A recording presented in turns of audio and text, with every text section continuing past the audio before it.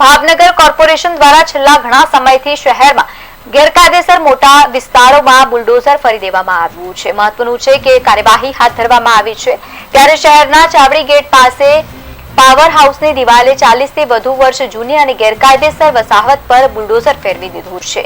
37 રહેણાંકીય મકાનો સહિત એક કોમર્શિયલ અને 3 ધાર્મિક બાંધકામોનો માત્ર 3.5 કલાકમાં સફાયો કરવામાં આવ્યો છે। ડિમોલેશનની કામગીરી હાથ ધરવામાં આવી। કોર્પોરેશનની દબાણ હટાવવાની રૂટીન પ્રક્રિયા હતી, પરંતુ આ દબાણોમાં ચોપડે નોંધાયેલા પણ ગુનેગારોના પણ બાંધકામો ગેરકાયદેસર જે હતા તે દૂર કરવામાં આવ્યા છે, તોડી પાડવામાં આવ્યા છે।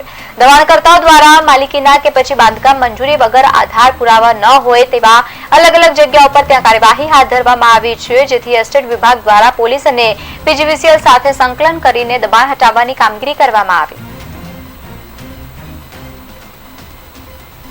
નીલમબાગ પોલીસ સ્ટેશનના ચાવડી ગેટ વિસ્તારમાં આજે મેગા ડિમોલિશનની કામગીરી હાથ ધરવામાં આવેલી છે, જેમાં પોલીસ દ્વારા કોર્પોરેશનના અધિકારીશ્રીઓને આ વિસ્તારના જે ગુનેગારો તેમજ અસામાજિક